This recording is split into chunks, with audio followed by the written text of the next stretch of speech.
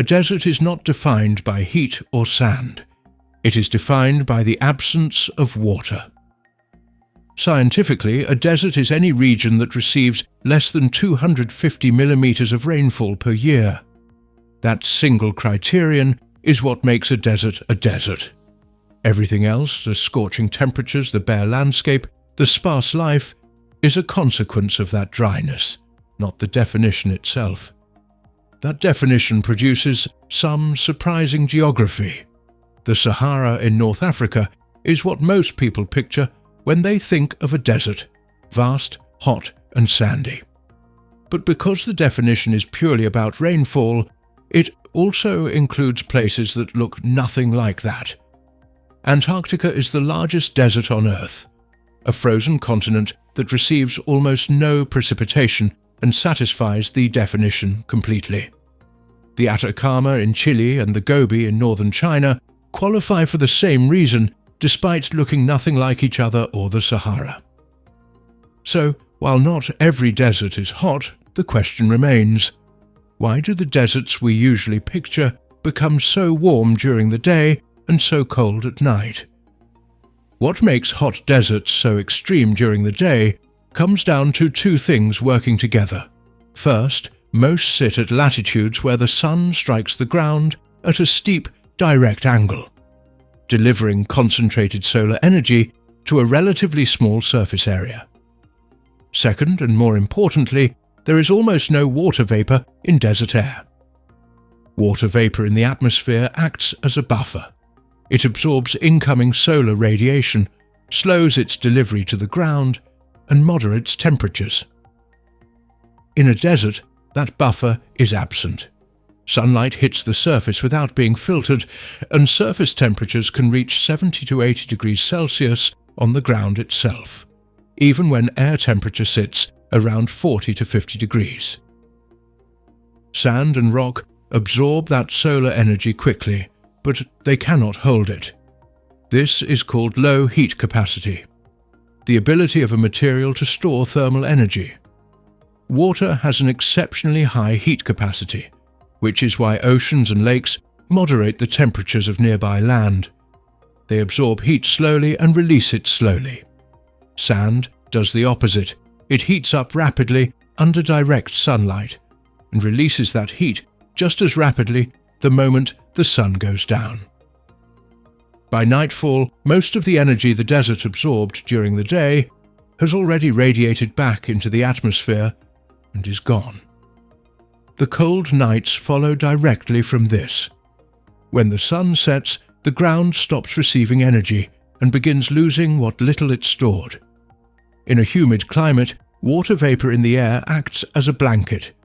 It traps outgoing heat radiation and prevents temperatures from dropping too sharply.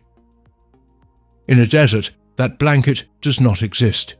Heat radiates freely from the surface into the clear, dry sky and escapes into space almost unimpeded. Within hours of sunset, the ground temperature can drop by 30 to 40 degrees Celsius. The same absence of water that makes deserts brutally hot during the day makes them brutally cold at night. The numbers make the swing clear. The Sahara reaches daytime temperatures of around 40 to 47 degrees Celsius in summer, dropping to as low as 6 degrees at night, a swing of over 40 degrees in a single day. The Gobi, already colder due to its elevation and latitude, hits around 40 degrees in summer days and can drop below minus 40 degrees in winter nights, giving it one of the most extreme temperature ranges of any place on Earth. The Atacama averages around 20 to 30 degrees during the day and regularly falls to near freezing at night, despite being one of the warmest desert climates. Even Antarctica, already cold by any measure, experiences significant daily swings. Summer days near the coast can reach above freezing, while nights plunge back well below zero. Interestingly, desert animals have evolved specific strategies for surviving this range. Most are nocturnal, active at night when temperatures are cooler and sheltering during the brutal midday heat. The fennec fox has enormous ears that radiate excess body heat during the day, like a biological cooling system. Camels do not store water in their humps, they store fat, which insulates against cold nights. Many desert insects and reptiles are ectothermic, meaning their body temperature matches their surroundings. They warm up rapidly in the morning sun and slow down as temperatures drop at night, requiring almost no energy to regulate themselves. Desert plants face the same extremes and solve them differently. Most store water in thick, waxy stems or leaves, not to survive the heat, but to buffer against it, using that stored water to moderate their internal temperature. Cacti and succulents open their pores only at night to absorb carbon dioxide, keeping them closed during the day to prevent water loss. Root systems in desert plants are often extraordinarily shallow and wide, designed to capture any rainfall across a large area before it evaporates, rather than deep, which would be useless in soil that dries almost instantly. Many desert plants complete their entire life cycle, germinating, flowering, seeding, within days of rainfall, spending the rest of the year as dormant seeds. And for humans, surviving desert temperature swings has always depended on understanding the rhythm of the environment, rather than fighting it. Traditional desert cultures built their daily activity around the same nocturnal logic as desert animals, resting during peak heat and moving during cooler hours. Clothing in hot deserts is loose and layered, serving double duty. Loose layers trap air that insulates against both heat during the day and cold at night. Modern desert survival relies on the same principles, supplemented by water-carrying capacity, that traditional cultures developed over centuries of adaptation.